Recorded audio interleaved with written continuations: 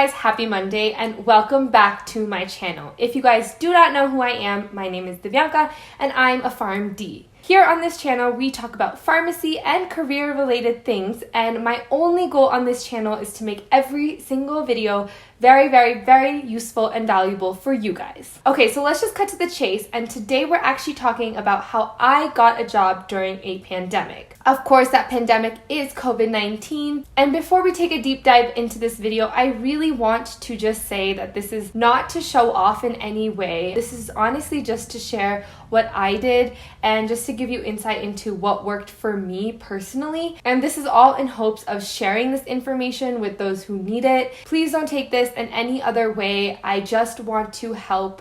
I just went through the process, and honestly, it sucks. It's a hard process.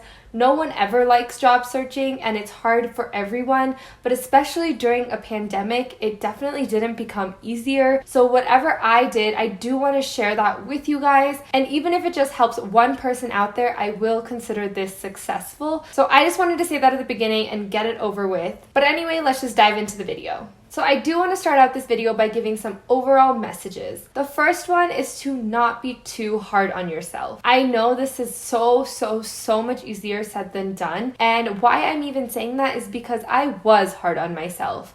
I don't think I've ever been so hard on myself, and it honestly didn't help that I was being rejected and everything that came with that. All of that kind of hurt me, and I did take it personally at points, and honestly there were many times that I should not have. So because I did, I know what it feels like, and I am here to tell you not to do that. Again, I know it's so much easier said than done, but try your hardest, try your best to really not be too hard on yourself. When I was hard on myself, I honestly started to feel like my skills, my training, my intelligence was of no use and that I was never going to get a job. And that attitude is wrong for two reasons. The first reason it's really harmful for you to think this way is because it's just simply not true. The years you've put in, the training you've put in does mean something, and to think that it evaluates to nothing is harmful in its own way. The second reason why this is so bad is because you will start to emit that kind of energy and that lack of confidence to whoever you talk to. So whether it's an interview, whether it's just another person you're talking to about your job, whatever it is, you will start emitting that energy that you don't believe in yourself, and that will in turn make others feel like you're not confident and that they shouldn't believe in you. All of the above is not true at all, so it is very detrimental for you to be hard on yourself and therefore have those leading effects. Another overall message I want to say is that use this time productively. Even if you are unemployed, it's okay. A lot of other people are during this time, and it is very acceptable, honestly, to be unemployed because of the hardships that the world is going through right now. But instead of just sitting on this information, it is so much more useful to just use this time productively. So if you are to take away anything from this video, it would honestly be just that. Use it in some kind of a productive way. This doesn't even have to be in terms of your career. It can be in terms of personal development. It can be in terms of the goals you wanted to reach that are not related to work. It could be family related, friends related,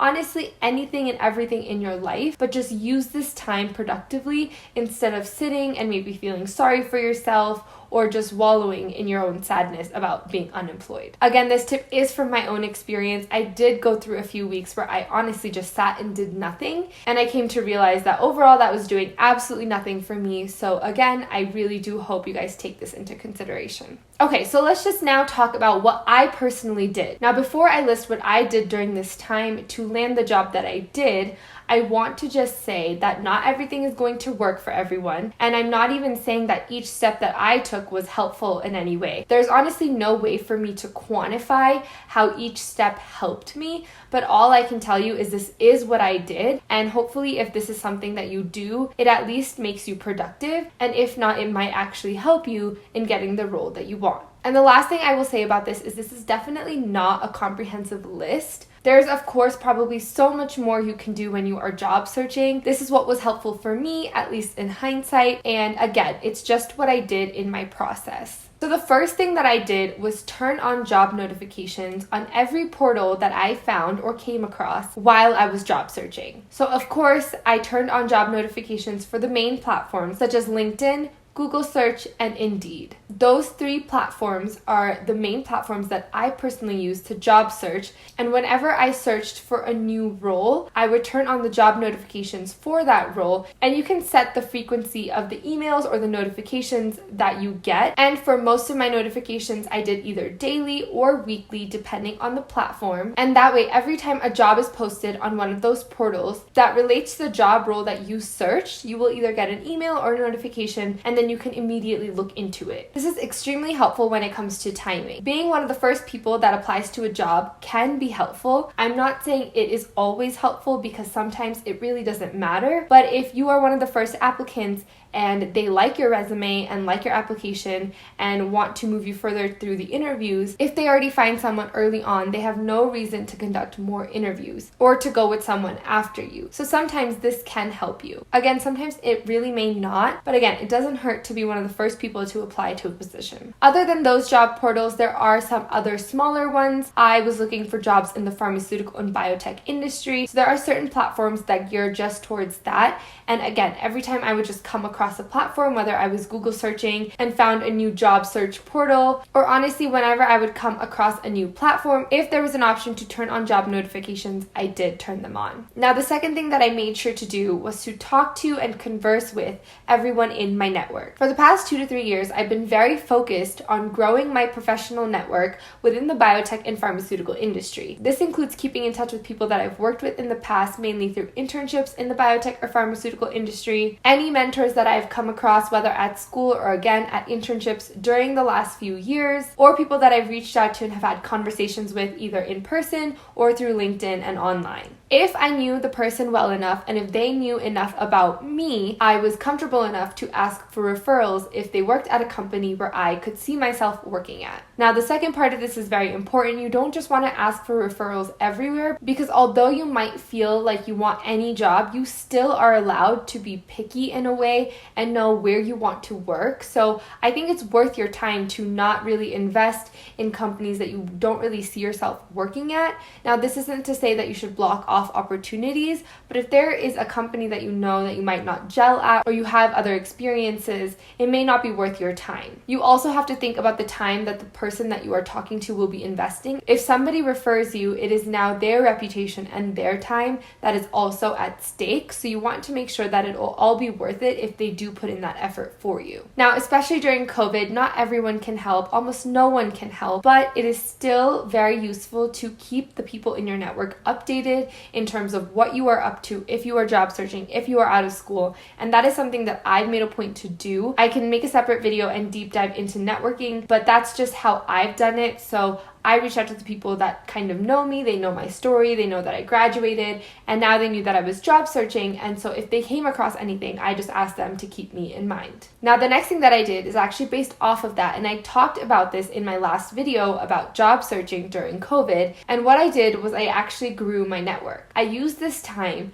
to reach out to people on LinkedIn who I don't know and set up various 30-minute meetings and just talk to them. Some of these individuals were in roles that I wanted to see myself in. Some of these individuals had 20, 30 years of experience within the industry that I wanted to go to, or they just had something interesting about them and I just wanted to speak to them. Of course, in most conversations, the fact that I was job searching did come up, but that wasn't the bane of the conversation, and I would urge you to make sure that that is kind of the case for you too. Even if you are job searching, you don't want the whole conversation to be about that, and you don't want it to seem like you're just asking for them to refer you for a job position or anything. I really was interested in these people's pathways into their careers, and I focused on some specific questions that I had in regards to their careers that they could maybe help me out on. That way the conversation just flows better, and again, you're not only making it about you wanting a job. But again, this was super useful because I came across people who I didn't know before, and I did learn a lot about the industry that I wanted to go into,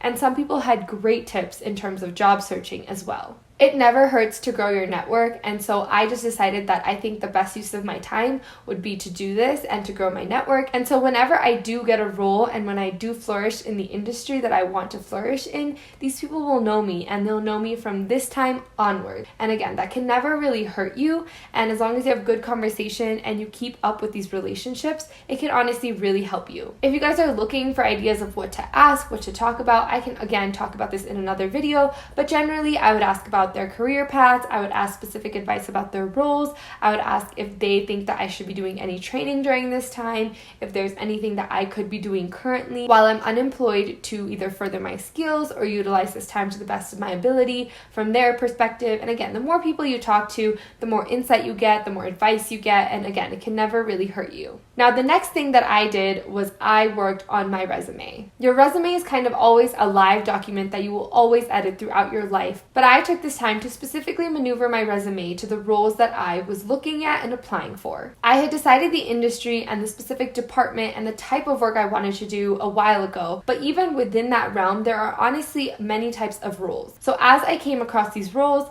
I would kind of tweak my resume or make another version of my resume for those types of roles. As you guys probably know, usually for the first step, a computer reads through your resume, so those keywords are very important. So I kind of tweaked my resumes and made different versions for different roles so that different keywords would be caught in terms of the roles that I was applying to. This is a very time-consuming process, so again, I was glad that I had this downtime to do that, and it's very helpful to have these different versions because as I was applying, I already had the versions. I just had to tweak them a little bit for that role, and it wasn't as time-consuming as it would be to tweak the whole resume, and that way, as I was coming across roles, it was very easy for me to apply to them. Although keywords were a huge part of it, that's not all that I worked on. I really reworked the bullet points under each role on my resume to make sure that they were conveying the information that I wanted them to convey, and to make sure that they weren't just taking up space on my resume as a bullet point, and that they actually showed the value that I provided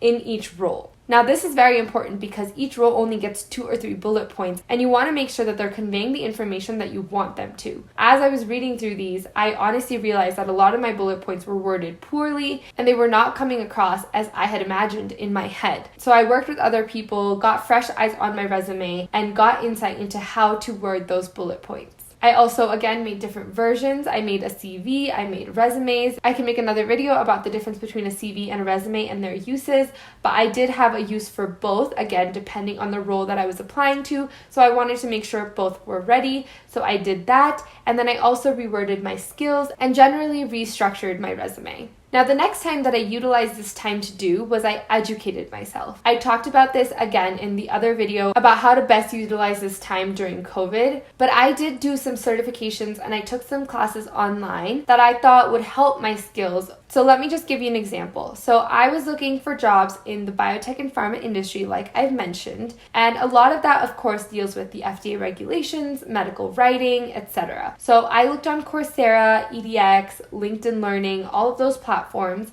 and I searched for classes on clinical trials, medical writing, GCP guidelines, etc. And whatever I thought could be of use to my skills, I used my time to take those classes and gain those certifications. Once I did that, again, I could add these things to my resume to highlight that not only have I been using this time to work on my skills, but that I have these skills that these jobs require. When you're in school, you don't always have the time to do these things, so it's really nice to have this downtime to kind of do that and utilize the resources that are online to help bolster your resume and to make yourself stand out a little more. Now, kind of going off that point, the next thing that I did was interview prep. Now, interview prep can come in many different ways. Of course, I prepped for the interviews as I got them. Of course, during COVID, most of them were either video or phone call interviews, and whenever they would come about, I would do the research before every interview, and that usually includes prep about the company, prep about the role, why I would like to work at the company, and kind of brushing up on my technical skills